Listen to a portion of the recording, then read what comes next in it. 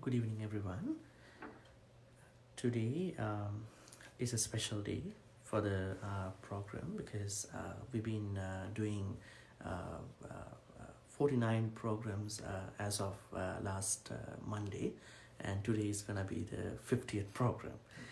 Not happy about the numbers, but I'm just sharing with you that it is progressing because it's a spiritual journey, and we all need to grow in with the spirituality. So uh, uh, the topic for today is going to be what three things arise inside a person that come from that cause harm, suffering, and discomfort according to the Purisa Sutta. What three things arise inside a person that cause harm, suffering, and discomfort according to Purisa Sutta. So the sutta for today is Purisa Sutta, uh, but inside the sutta we study there are three things that definitely cause harm, suffering, and discomfort, and there are three Pali words that have been used by the Buddha.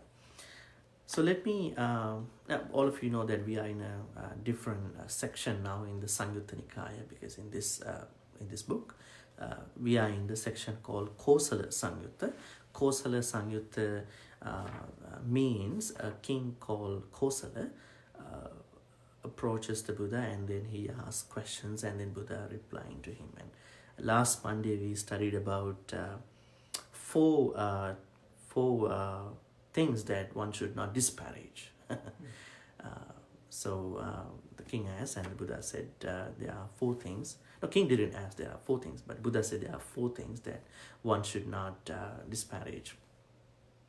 I think you were not last week. So I would like to reflect upon the sutta, the Hara Sutta, on that day. Aristocrat, I would say, a member of the king or queen at that time. Snake, fire, and a mendicant, a monastic. So nobody should disparage them at any time, because there could be some imminent issues, problems, troubles that could come in the future. Anyways, so in this sutta, the same king Kosala approaches the Buddha. Let me read the translation first. Purisa Sutta, Samyutta Nikaya, third section, third sutta. At Savatthi, then King Pasenadi of Kosala, so Pasenadi means the leader of the victorious army. So he had a very victorious army who defeated, who won all the wars that fights they had. So that's why he was given an appellation called leader of the victorious army.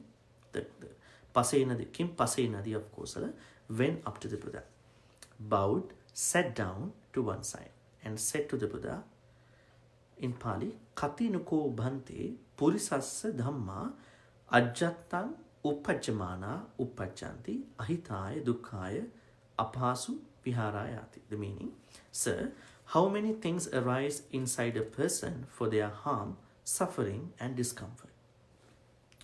Now it's really interesting, because in our life we might deal with harm, suffering, and discomfort, especially at a mental level, before we talk about the physical level.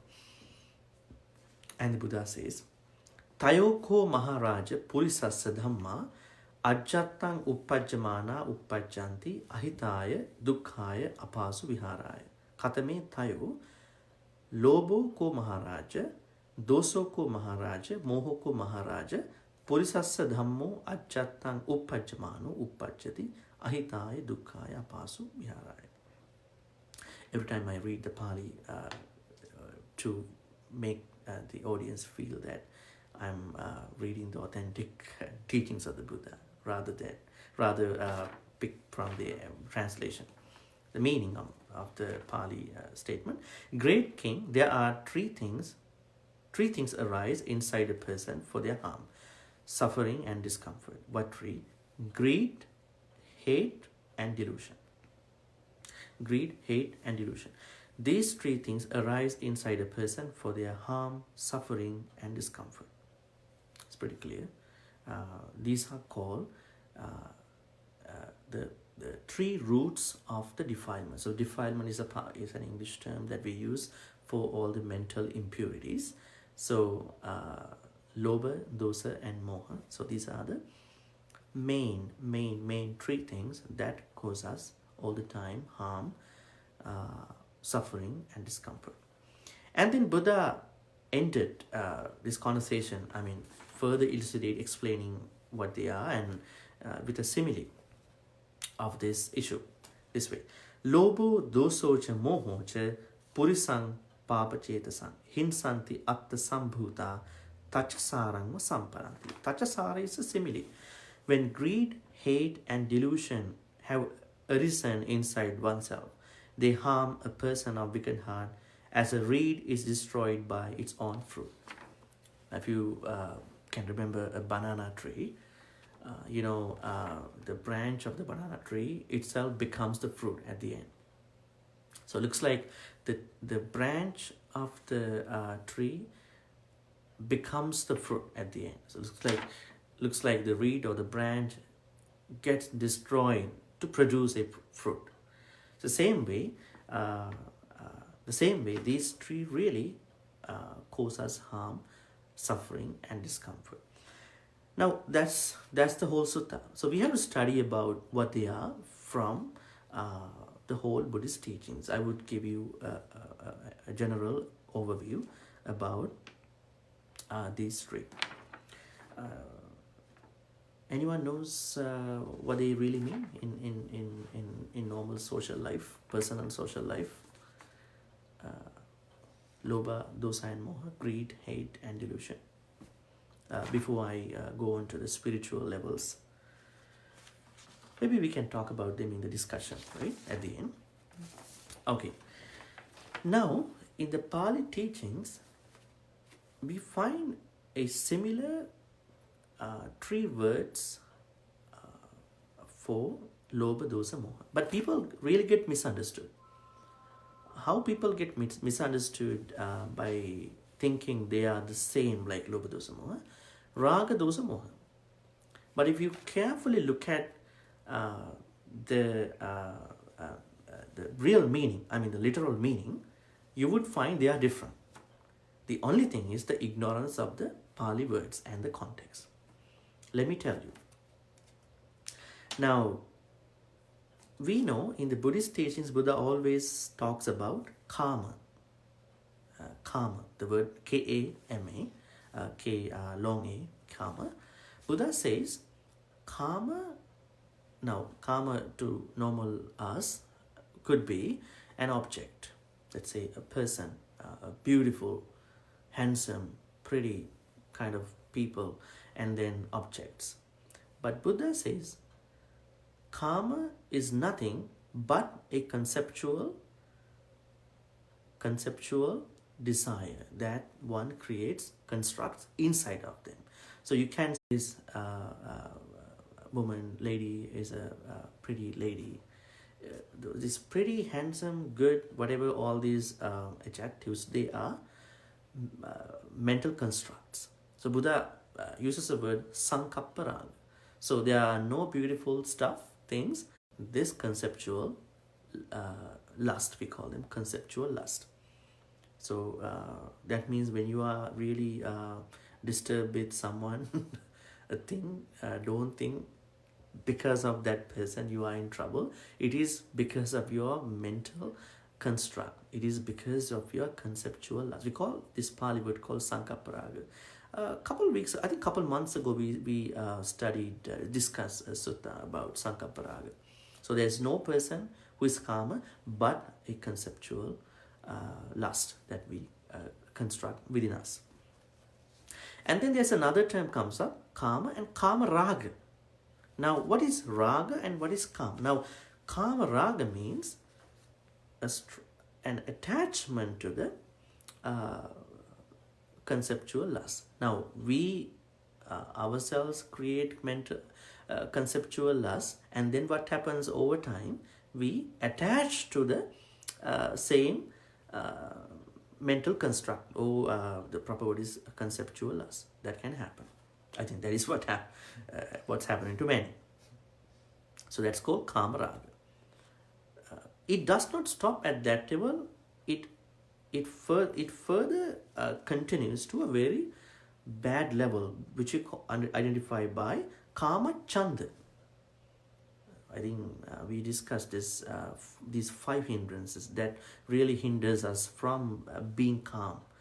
What obstructs, troubles us from being calm are 5 things: kamachanda, vyapada, tinamidda, uddacha, kukucha, vichikicha.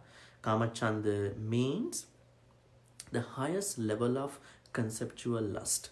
The word itself says being blinded by sense attached attraction. So being you're gonna be very blind at that point. You never know. I mean, adultery is this point. Adultery is what we call the level of karma that applies to adultery or such things. They can be taken as kama chanda, not kama raga, kama, because everybody has kama, everybody has kama raga, but someone can develops this kama raga into kama chanda for their failure in maintaining, in taking care of their kama raga. So they are in kama chanda. So kama chanda is one of the 5 hindrances. Kama chanda means the highest level of attachment. That's the proper word. Being blinded by sense attractions. So kama chanda, as I told you, is one of the 5 hindrances. Kama chanda, vyapada, ill will, tinamidda, sloth and tohu, I would say heaviness of the mind and the body. So basically laziness. And kama chanda, vyapada, tinamidda, uddacha, kukucha, it's a hybrid one. Uddacha is the restlessness of the mind. So if our mind is restless, it's a problem. We need to rest the mind, right? Otherwise we can't do meditation, we can't do anything, pretty much anything. And then with restlessness, we get remorse. When the mind is not resting, then it is restless, and then it can take us to the previous memories where we really blundered, screwed up, right? And we are then at that point dwelling in that unnecessary gone past, which might not produce any good thing. So restlessness and remorse, and then vichikicha, doubts, which is a big problem to many these days.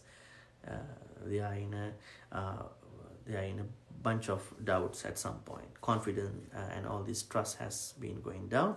Anyway, so those are 5 hindrances. So the reason why I wanted to share with you 5 hindrances. The first hindrance is the worst level of the kama, pleasures. So kama is just conceptual lust. Kama raga is attachment to the sensual conceptual lust, and kama chanda is the highest level of attachment. It's pretty bad. So those are the differences of these words. And then one may think about what is lobha. So lobha is the excessive attachment, greed of all these. Now I don't think greed is under kama and kama raga. You will get to the greed with kama chanda, because when you are blinded with attachment, and then you are almost in the greed. So let me tell you, in the Pali teaching, in the Buddhist teachings in Pali, Buddha talks about 2 kamas, 2 conceptual kamas. The first one being Vattu kama, second one being Kilesa kama. It's a very interesting, important teaching. Now, what is Vattu kama? What is Kilesa kama? Vattu kama means, now we may like conceptual lust, depending on a thing or a person. Some people wanted to own it. I like this person, I like this object, I want to own it. That's called Vattu kama. Kilesa kama means you simply have the desire, but you don't want to own it. So, I mean, if you can stay at that point, you are really safe. But people take a further initiative. Okay, I really want to own this thing. I mean, this is on a spiritual level. Don't take it to your secular issues, secular life all the time. Uh, so Vatu Kama means trying to own the karmas, but in the Kilesa Kama, you have the attachment, you like the things, person, but you don't try owning them. Okay, I mean, just keep this difference in your mind, because I'm continuing with the rest of the things, and you will want this difference to understand the rest. One loses the mind when blinded by attachment to the sense pleasures. So you lose your mind when you are blinded by karmas. So that's the mind that we always want to develop by meditating, by being present. One can think rationally when one has kama chanda. When you have the highest form of karma, then you can't rationalize anything. you are in trouble. Now the Abhidhamma is a developmental teaching in the Buddhist teachings, and it explains really quite good about some sutta teachings. It talks about 12 immoral thoughts, wherein which we understand kama raga, kama chanda, pretty much the roots of the defilements called lopa dosa moha, what kind of a role they play in those 12 thoughts. Let's say if you are bad in your mind, that means you have one of these thoughts. Okay, so I don't think we have a lot of time to talk about all that. I would say there are 12 immoral thoughts. I would share with you a kind of a difference, interesting thing. Things, bad actions, thoughts and speeches with the support of the others, because we doing such things because we are prompted and encouraged by the others. Sometimes not. So that way there is a change in the immoral thoughts. Okay, and all those immoral thoughts are broken down into the greed-based immoral thought, and hate-based immoral thought, and ignorance-based, delusion-based immoral thoughts. Okay, there are 12 thoughts that way. Now, if we really look at these three roots of defilements, then we can minimize our amount of defilements. Because if you always look at how my bad thoughts and bad actions, bad speeches spring from, then there is a certain way out for all of us to minimize the damage that can happen, especially mind-wise. Now we know lobha simply means we try to possess things at a time that we should not. So possessions, so bad possessions. And dosa means it's a huge anger, huge hatred, I would say. Moha means delusion. Now, in the Buddhist teachings, Buddha talks about 10 kinds of delusions. So delusion has 10 kinds of delusions. What are they? The first one, no benefits of giving, charity. So, I don't think none of us have that thought, because we are not amoral. So we know that generosity is a huge good thing. So people who are into delusion, you can figure them out by understanding. The first thing is that they do not believe in the benefits of giving, generosity. Second, no benefits of fulfilling one's responsibilities. Buddha always says, don't talk about your rights without fulfilling your duties. Spiritual duties, personal spiritual duties, not your work life, educational life. You are definitely supposed to fulfill those responsibilities. Be a responsible person. The main idea behind the karma is responsibility. It's not just a next life, past life teaching. It is a responsibility. If we are responsible, we can take care of our actions, thoughts, and speeches. If we don't try to be responsible, and those same actions, thoughts, and speeches would give us a big time, right? So it's a responsibility. So if someone does not believe in the benefits of fulfilling one's responsibilities, that person is already into delusion. Third, respecting and making offerings to those with higher virtues has no merits.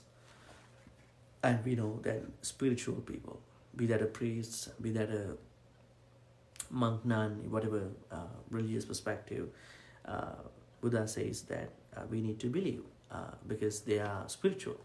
The fourth thing, karma or deeds do not have good or bad vipaka. And we know because of the responsibility that we know about the karma, each karma that we do with intention, brings about repercussions, good or bad. Fifth, this world does not exist. Nothing exists in the Buddhist teachings, but conventionally, universe, world exists. Ultimately, none exist.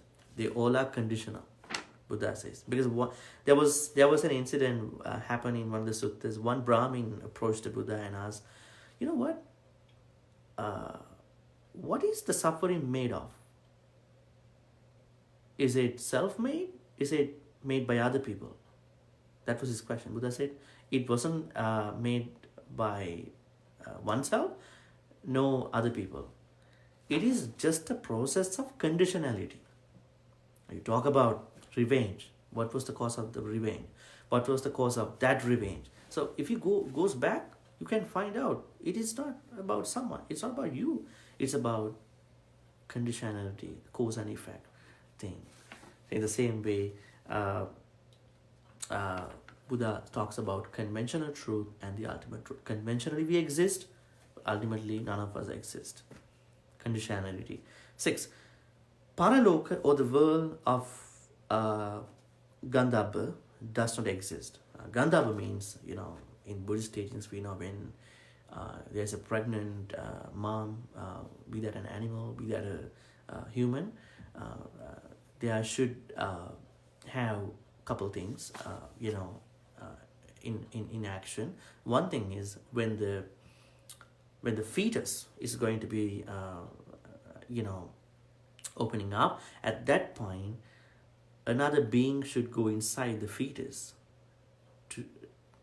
So there needs a consciousness. So the consciousness, we call that consciousness level is Gandhabba. So we don't know Gandhabba. That's why it says there are billions of Gandhabas are fighting to get into a fetus.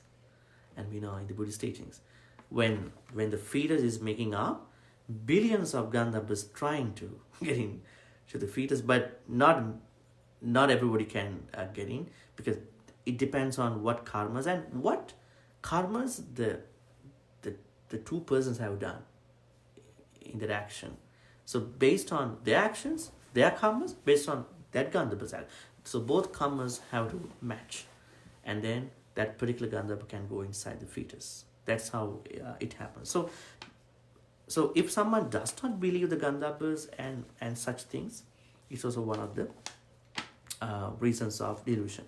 Father is not a special person. Mother is not a special woman. These two individuals make a big deal in our life. And we learn, I don't know, it could not be the same to everybody, but majority of us, most of us.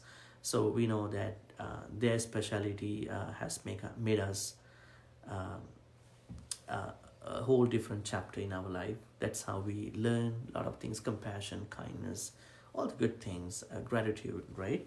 So we should never look down upon them. We should really take care of them, depending on the different cultures. In Asia, in the West, it could be different. Middle East. 9. There are no upapathika beings in other realms. Buddha says that there are 4 ways a being can be born. Let me think about. Andaja. There are some beings, they are born from an egg, right? Of an egg-born beings. There are some beings who born out of a womb, like us. There are some beings who born just spontaneously. like the Devas and Brahmas. They don't have any parental sexual connection. So they are born,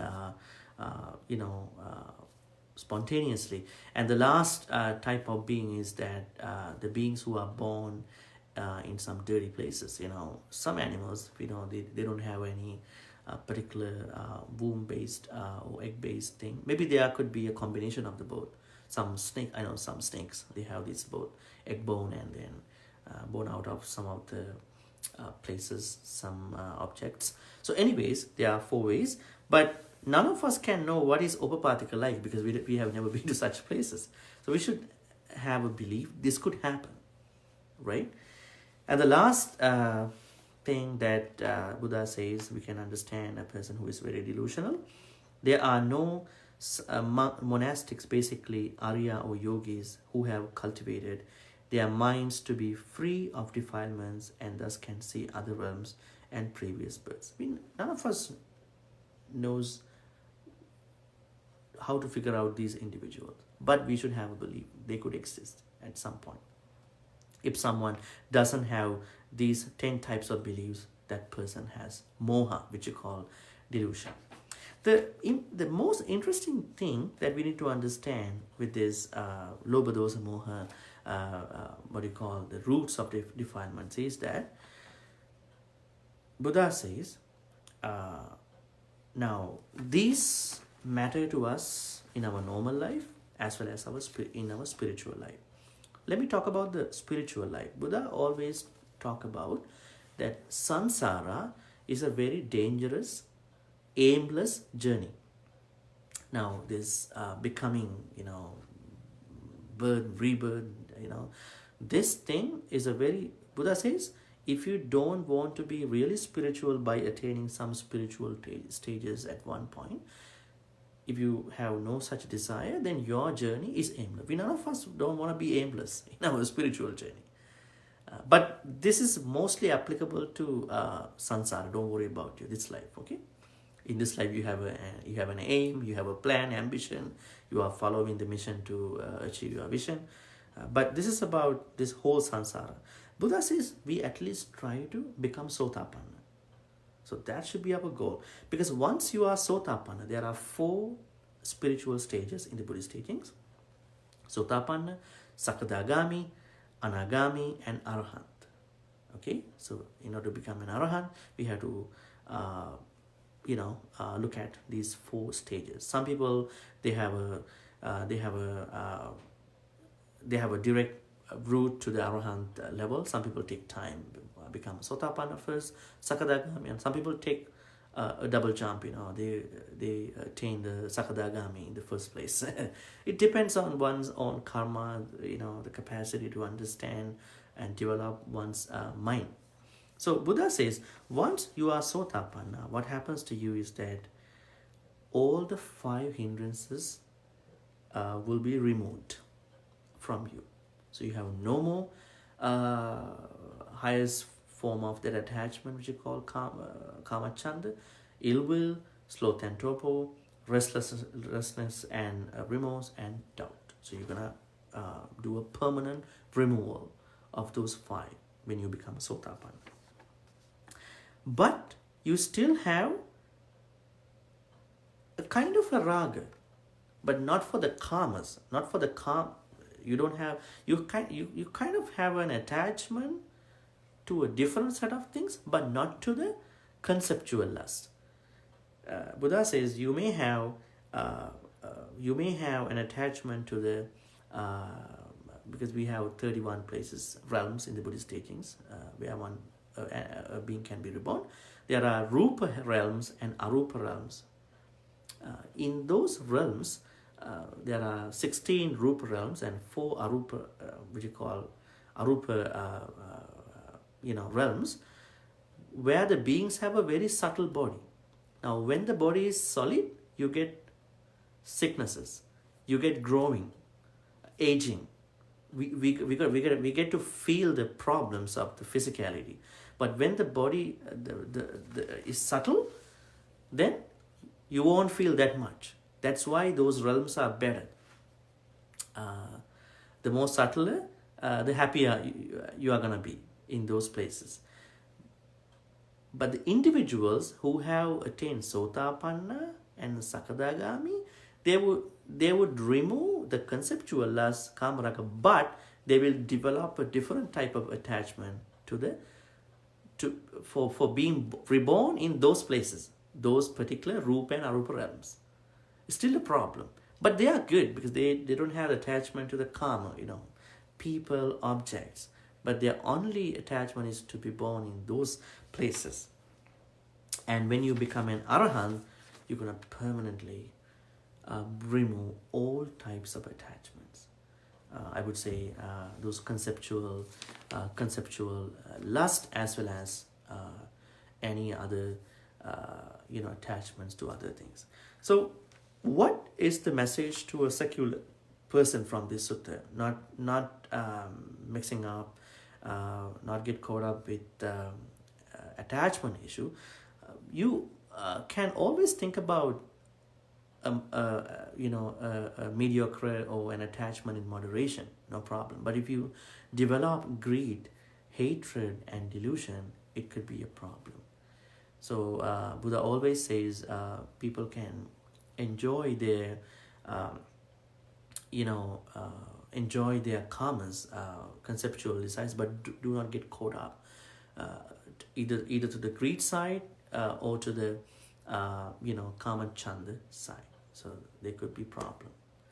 So once again, I would like to reiterate that in this sutta we understand, if you don't take care of your roots of defilements, greed, hatred, and delusion, it would definitely give you harm, suffering, and discomfort.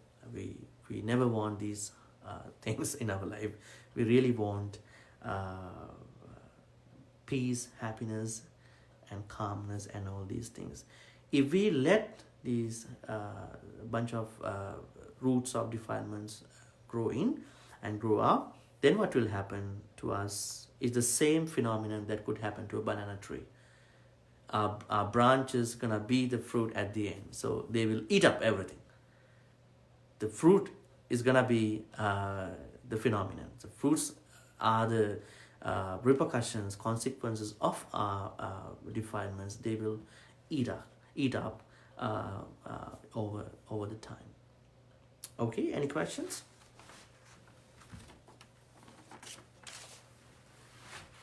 I had one question. Yeah, go ahead. For the delusion of, or I guess delusion, there were, one of the items was about not believing that there could be people who can see their past or other lives, kind of thing. I think that's gonna be the 10th, the last one. Yeah. Right. Mm-hmm. And a lot of my, I guess, people that I am around are scientific people.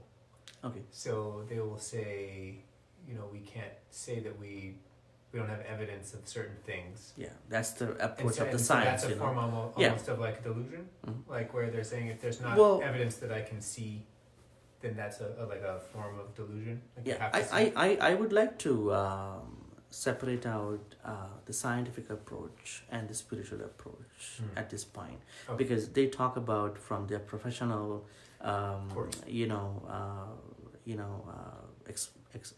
expert levels. It's like the disease that's spreading across these days. There's no vaccine found out by the science. I mean, if science can take care of everything, they could have found something much faster without getting it spreading out to almost 70 countries now. That means everything has loopholes.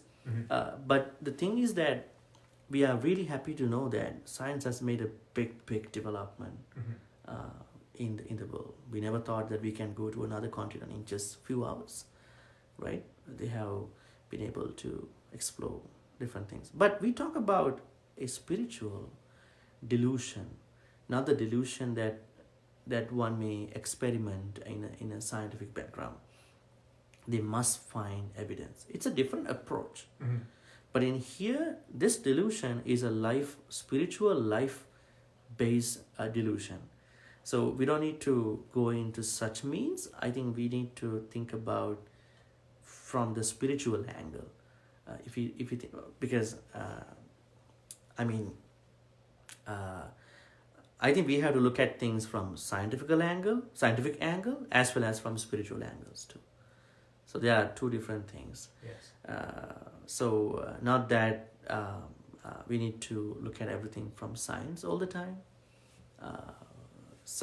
I think this is basically from the spiritual angle. Okay. So from scientific angle, I mean, which is the most common angle of many, this could be something not making sense to that extent. But this is about life and this whole sansara. I mean, these individuals could see the past and the future not in this life, different previous lives and different future lives, and it's not under the scope of a science, Right. and it won't be anytime sooner, maybe in the future. So these individuals could be mostly highly spiritual individuals, could be monastics, could be yogis in India. I know they can read minds, they have telepathy, and some monks and nuns, maybe some lay people too. Those who can do that, they never want to share that. We have to feel that, right? But the thing is, we should have an acceptance about these individuals. We never know who they are, where they're living, but an acceptance within us. If we bring one perspective to everything, like science to everything, there might be a loophole in understanding, such things. It's like, do ghosts exist or not? I mean, who's gonna say that? Spiritually, yes, but scientifically, no. At some Right. points, but it doesn't mean that they don't exist, Right. right? Yeah. It doesn't ever say that they don't exist. It is just a matter of reaching out to proper scientific evidence, right? So something like that. It's a good, great question. Any more questions? Yeah, I had a small question just about the meaning of two Pali words for loba, and just comparing that, or the difference between loba and Karma? kama, or just Raga? Raga, yes. Yes. Loba and raga, what the two differences were, because I thought they were Really both good. Yeah. Loba is the expanded version of raga. Mhm. Loba is really bad. Yeah. That's the point where you feel very greedy. Yeah, but you still may have an attachment, but you may not take it to the greed. Now, in your normal life, you attach to your parents, you attach to your whoever the other people. But if this attachment thing gets really worse, expanded to a greed, and this must, never, ever, I mean, this kind of a big perspective, it could be a problem. You might feel really uncomfortable, they might feel uncomfortable, and I mean, personally, socially, emotionally, and as well as you're on a spiritual note, spiritual journey, it could be a problem. That's why I always say, we born to parents and we have siblings, but one day we have to say goodbye to them, and maybe they will say goodbye to us, and we will say goodbye to them. But the most important thing is, we are responsible. We're gonna fulfill the duties, all those good things, each other, helping out. But we have no greed, and when they leave us one day, we should be happy we did what we could to them. But I know that this is the reality that can happen to everyone, but I'm not greedy. She went on one's own personal spiritual journey. That's what we have to understand. But if you all try to crave and be so greedy towards those beings, it could be a mental breakdown. So please try to stop your attachment at the attachment level, at least, not take it to the greed level. So raga is okay, still okay, but if you take it to the greed level, you are really blinded. I think that's the same kama chanda level. Yeah, I think it's more than kama chanda. Kama chanda is the highest, worst level of the karma, And then what happens, it will take you to the lobha, or what you call greed level. When you have the greed, immediately you have hatred, because you want to manipulate. This person, this object is mine, so don't do that, it's mine, you're going to possess, you're going to defend that thing, maybe an ideology, maybe a person. And then what happens, you never know what's going to happen. That's called delusion. That's delusion. You never know what's going to happen. Delusion is the root cause of both lobha and dosa, actually. So the root cause of, we talk about root causes of the all defilements are lobha, dosa, moha. Greed, hatred, delusion. But even within those three, the root cause of lobha and dosa, greed and hatred, is delusion. Pretty interesting. Your wisdom will go away. You never rationalize after. Okay? Okay, thank you. And let's share all the good karmas with the departed relatives who passed away in the name of all of us in this life and previous lives, and the deities. May all the good karmas be shared by all the departed relatives who passed away in the name of all of us. May they be happy and peaceful. May they attain the supreme bliss of Nibbana. Sadhu, sadhu, sadhu. Idam me ñāti nang hotu sukhita huntu ñāteyo. Idam me ñāti nang hotu sukhita huntu ñāteyo. Idam me ñāti nang hotu sukhita huntu ñāteyo. May all the good karmas be shared by all the kind deities who protect and bless all of us. May the whole world be blessed by the deities these days, right? May the deities protect all the beings in the universe from suffering, from sicknesses, diseases, and all the bad things. May the deities give them happiness, peace of mind, and all the good things, good health. May they also be happy and peaceful. May the deities also attain the supreme bliss of Nibbana. Sadhu, sadhu, sadhu. Ettavatacha ammehi sambhatang punya sampadang sabbe deva anumodantu sabbe bhuta anumodantu sabbe satta anumodantu sabba sampatti siddhya akasattha ca bummattha devanaga mahiddhika punyantang anumoditva chirang rakkhantu lokasasanang chirang rakkhantu desanang chirang rakkhantu mang paranti. Finally, let's make a great wish. May all the good karmas we've been accumulating so far help all of us to attain the supreme bliss of Nibbana. Sadhu, sadhu, sadhu. Abhivadana siris nichang vaddha pachayino chattaru dhamma baddhanti ayuvannu sukhang balang ayurarogya sampatti sagga sampatti mevacha atu nibbana sampatti iminati saminchatu. Sadhu, sadhu, sadhu. Let's bow down 3 times as a respect to the teachings of the Buddha.